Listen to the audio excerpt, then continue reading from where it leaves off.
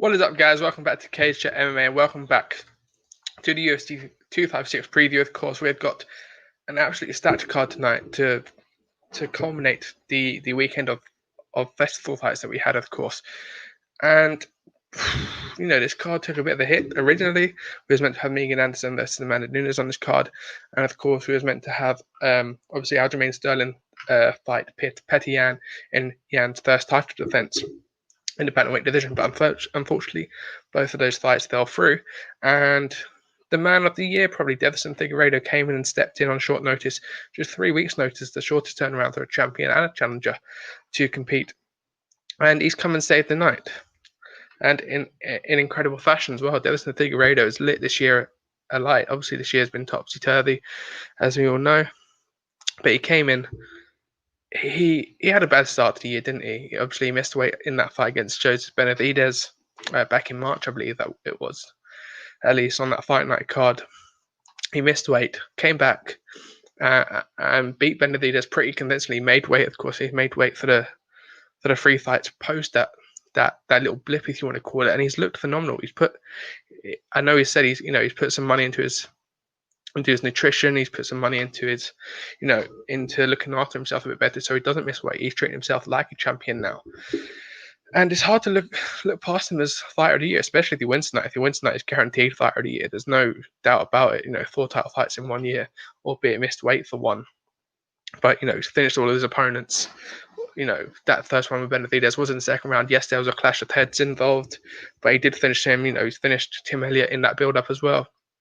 So he wins tonight and he's 4-0 for the year, and 4 title fights, 2 title defenses, 1 title gained.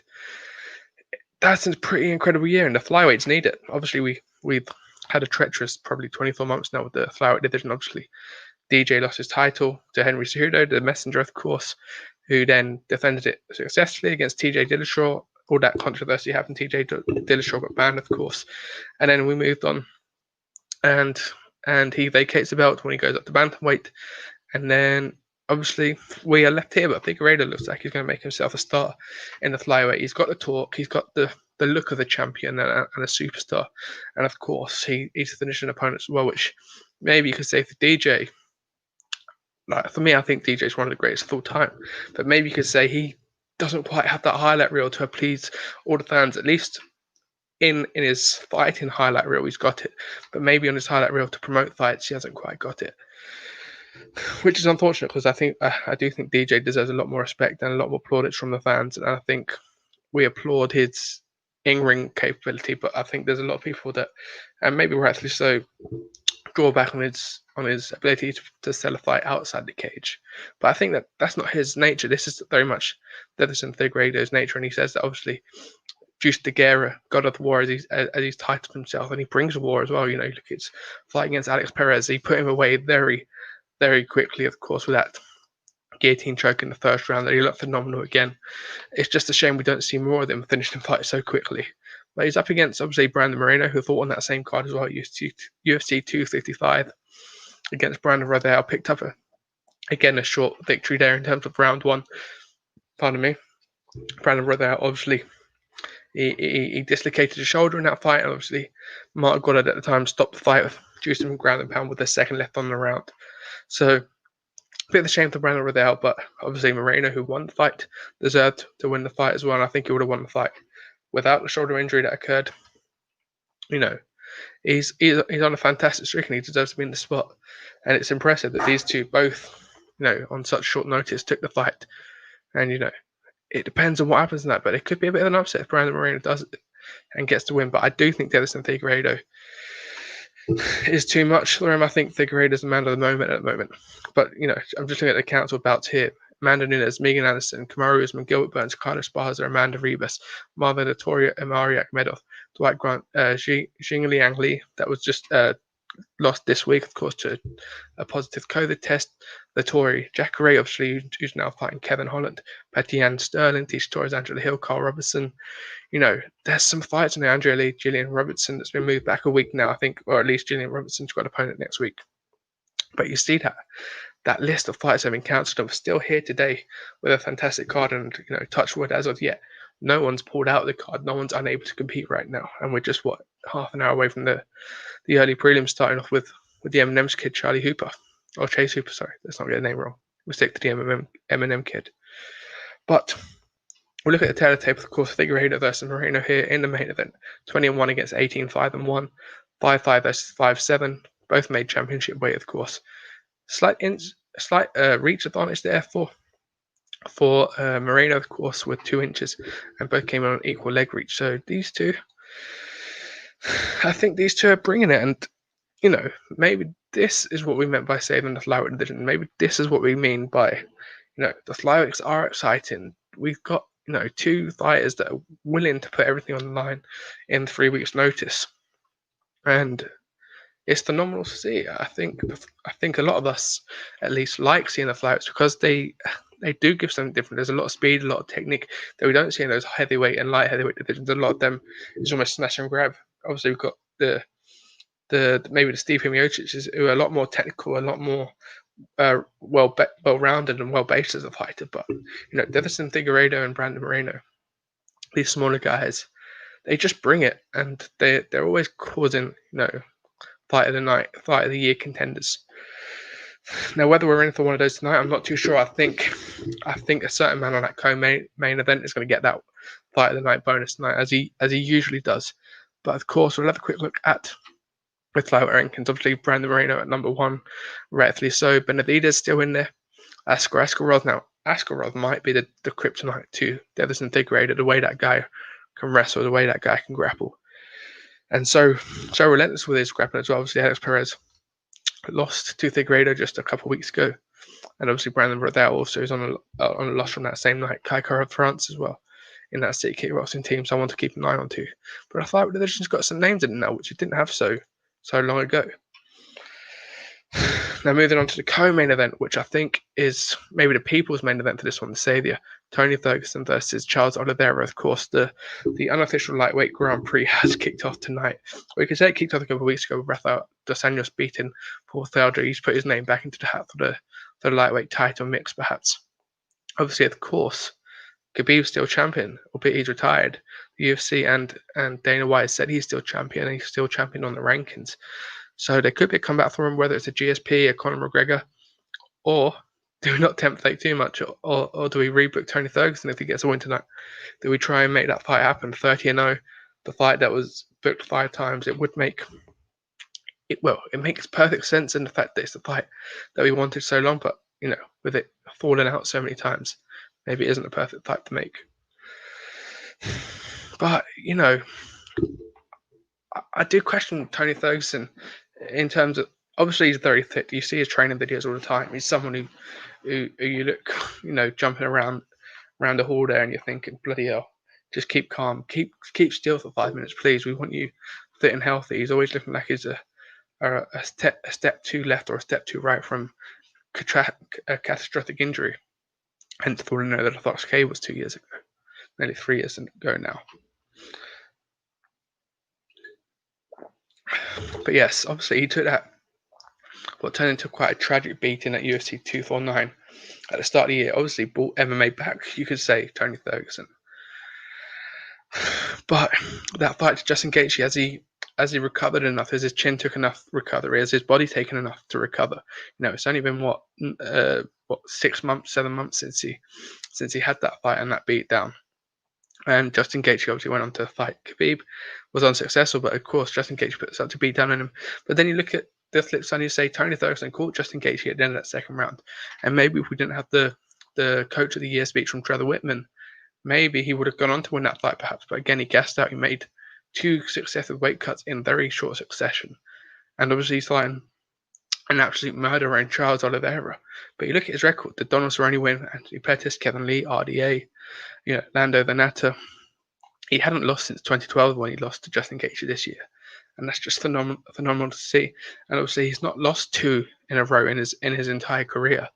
So again, the statistics and the trajectory are in his favour. But again, 36 years of age, took a beating against Gaethje. I just hope we don't see him not get embarrassed, but I think that's the wrong word. But I hope we don't see him again go down that same path where we're looking at going, this fight needs to be stopped, rather than, oh my God, Tony Ferguson's back and he looks great. Pardon me. But yes, Charles Oliveira, of course, coming into this fight, I believe, 8-fight win streak, of course, having beaten Kevin Lee back in 2020 in the first of behind closed doors event, obviously in Brazil. Again, that guillotine choke in round 3 looked phenomenal. That was his first main event as well. And he's put a beating on the opponents that's put in front of him. He's matured a lot. He's looking a lot better now. He's almost done the same thing just in case he has to keep himself a little bit. He keeps 20% in the tank and in the punch and the strike. And in this I wish this fight started the first round at least on the ground. I wish these two could have a grappling match for the first 5 minutes and just see what happens, because these two, and I think that's the bigger question. I think Tony Ferguson on the feet edges it just slightly because we know, Charles Oliveira isn't no mug on the feet. But again, if this fight goes to the ground, if Ferguson's on bottom, is he going to cut him up with his elbows? Is Charles Oliveira going to be able to sink in the guillotine to the arm bars, the submission attempt, or is Tony Ferguson get a submission attempt of his own? With the arch choke that he's famous for. It's going to be interesting what happens here. But boy, Tony Ferguson fight night is always exciting, isn't it? No matter who's up against it again. It kicks off the lightweight, almost unofficial lightweight Grand Prix, and we'll have a quick look at the rankings. Of course, as we mentioned, Khabib's still at the top of that with the title. Of course, we've got Justin Gaethje, who's sitting out. Maybe he fights probably Michael Chandler would be my guess. Maybe on that Conor and Dustin Poirier card. And obviously, I'd probably pick RDA versus Dan Hooker. So you got 6 fighters there. Charles Oliveira as well. But I do think he loses tonight. So maybe that eliminates him for a little while. But I think if you're a matchmaker, you're making Dan Hooker, RDA. Obviously, we've got Conor and Dustin 2 on the way. And you make Justin Gaethje for Michael Chandler's debut, of course. I think that would be a fantastic fight, a fight that everyone wants to see. Gaethje is coming off the back of the loss, but if he wins his next fight and wins it convincingly, he's back in the title mix, of course. And obviously, Michael Chandler was the backup fighter for Gaethje's fight with Khabib, so I think that fight makes sense too. Both of them would have been training and making weight for the same date. But I was saying in the group chat earlier, if Tony Ferguson wins tonight, do you book Tony Ferguson versus McGregor or Poirier? Those 2 fights make sense. If Gaethje still hasn't got an opponent, or Chandler hasn't got an opponent, do you make Conor McGregor, Dustin Poirier, whoever wins that, against Chandler, Gaethje? These fights and these matchups are mouth-watering at the moment. And you can still got the likes of maybe GSP coming into the mix to fight Khabib. Now, whether GSP, let's say in the theoretical world, if GSP Khabib does happen, if GSP wins, does he stay at 155? Does he move up? Does he retire with the title, leave it vacant? It opens up so many questions for this division. But again, a fight that I can't wait to see. And look, we look at the Taylor take 25-4 versus 29-8. You forget the amount of experience that Charles Oliveira has. 5'11 versus 5'10. Obviously, both of them made weight. 2.5-inch reach advantage there for Tony Ferguson, and 0.5 inch reach leg reach advantage for Oliveira. Can we just make this a grappling bout? Does it have to be a full-blown MMA bout? I guess grappling bout with some elbows in it, and we've got the perfect recipe for a good night here. But don't expect the canvas to be clean going into that main event after these two have been on it. I think we could see a war tonight with these two, and I think we're going to see at least 6 submission attempts. These two are going to be going back and forth, just as potentially as Mackenzie Dern, of course, jiu-jitsu specialist. You could say now she's fighting or training with Jason Perillo now and getting her striking up to scratch as well. It's going to be interesting how that evolves. She looked okay against Brandon Marcos. Obviously got the win again with the arm bars. Very impressive as well, but it's be interesting to see how she does on the feet, because obviously that was her main reason why she lost against Amanda Ribas. She wasn't able to stand with Amanda Ribas, who's obviously fighting from that kind of card too. Obviously, she's coming into this year 2-fight win streak. She's made weight for both of those, and she's had a fantastic year, of course, since becoming a mother. Mid last year? I think it was mid 2019. I think it was September, August, because I know there was only a month before that and a fight against Amanda Ribas, or either side of it at least. Probably, obviously gave birth and then fought Amanda Ribas a month later, but she's come back, fought Hannah Cyphers, Brandon Marcos, and I don't know what it is. I don't know if it's maybe a cocky thing. Maybe it's just Mackenzie Dern is that good at setting up traps. But both of these two are winning the fight on the feet. And they went for takedowns, if I remember correctly. Hannah Cyphers definitely went for a takedown, and she got knee barred, and she lost the fight. And Brandon Marcos got arm barred. So it shows you Mackenzie Dern's she's looking at a lot leaner. She's got the troubles of the making weight in her favour now, and obviously, yes, as we mentioned, Perillo, training, Cheetah Vera, Maggie Bisping, Chris Cyborg, the absolute elite of strikers in MMA at the moment. Obviously, legends of the sport in terms of Cyborg and Michael Bisping, of course. But we'll have a look at the tail of tape, of course, because I've got too long until the fight start. Mackenzie Dern 9-1, Jandiroba 16-1. A lot of experience. Obviously, she came in and beat Maria Ajapoda, just a couple months ago now, I believe in July. But yes, 5-4 versus 5-3. Both came in at 115, 63 reach in inches there for Mackenzie Dern. An inch advantage there for Jandiroba at 64, but half an inch leg reach for Mackenzie Dern. And obviously, looking at Jandiroba, she does have jiu-jitsu in a locker as well, and she beat Felice Herrig, not Maria Ajapoda. But yes, she beat Felice Herrig by armbar, of course, Madeline Martin by rear naked choke. So her last 3 wins have all been by submission. That last one being in a victory, of course, before making a debut against Carla Esparza. But she's got a win over Mizuki Inui, who we know how good she is since she's come over to the UFC. There's a lot of names on there where you're looking at that resume and going, that's quite an impressive resume. And she puts Mackenzie Dern on there. Jesus, that's a dangerous one, especially if she submits Mackenzie Dern.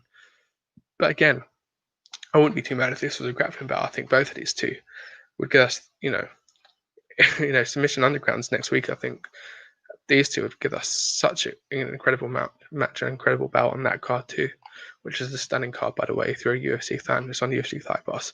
I think Rumble Johnson's on there. Donald Cerrone RDA's on there, and Felicia Spencer's on there. So a fantastic card. But back to tonight, of course, which is also a fantastic card. I do want to see Mackenzie Dern win, but I want to see her win. I would like to see the fight maybe go 15 minutes, whether it does or it doesn't. I don't have any say over it, but if it's a stoppage, I'd like to see how her striking's evolved over the past year or 6 months that she's been training with Perillo, because it looked okay in the last one. And Reese, time, big main events are about 5:30 in the morning. It's going to be a late one for the UK fans, but yeah. I think Mackenzie Dern will get this win. I'd like to see it go into the second, third round at least before. Give us 10 minutes to evaluate where your striking's at before you get that submission in, because I think it is inevitable that the winner tonight does get a submission win. And she gets a 3-fight win streak. She's 13th in the rankings at the moment. It's putting her through a good stead for 2020, hasn't it? And sets her up for an Amanda Ribas type in 2021. Misha Watson's, Carla Esparza's, Claudia Dayers. It sets her up with matches against those lot, and rightfully so too.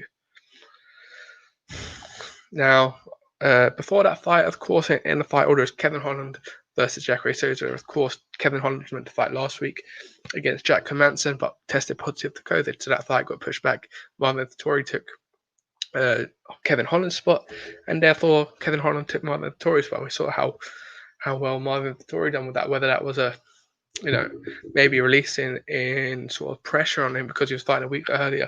He didn't have that week to build up the pressure that he probably would have gone into this fight week with. Equally, it might just been a stylistic matchup that favoured Marvin Vettori more than maybe Kevin Holland would have. He probably wouldn't have favoured Jack Hermansson that much. You could see Jack Hermansson maybe winning that fight a bit more. But again, I'm high on Kevin Holland's coattails at the moment. I think he's had a fantastic 2020. And I think his record shows that he's on the track to go and 5-0 this year with wins over Jacqueline Buckley. He's obviously got that firewall KO. Darren Stewart, he beat Anthony Hernandez and Charlie Ontiveros, of course. So if he wins tonight, I think he's the third fighter in his recent UFC history to go 5-0 inside a calendar year, and he deserves it. And if Figueiredo loses tonight, I would put Kevin Holland up there, maybe with the shout for fighter of the year. I think he deserves it, being 5-0 inside a calendar year. I put Figueiredo up there because of the type of fight, because it's a title fight. It just adds that little bit more in terms of me for notoriety. I think so, because obviously it's a main card at 3 a.m. So we've got 3 fights beforehand. Okay, so maybe about 4, maybe 4:30. 3 a.m. is the main card as a whole, so Junior Dos Santos, Cyril Gane will be at 3 a.m. But yes, it is the last pay-per-view of the course of 2020, and it's a good one to kick off on as well. But we look at Jacare Souza, who obviously makes a return, back down to middleweight after that little stint up at light heavyweight where he lost to Jan Blachowicz last year. Obviously, he lost to Jack Hermansson. He's on that fringe of getting cut if he loses this one. Obviously, we know that 60 fighters are getting cut.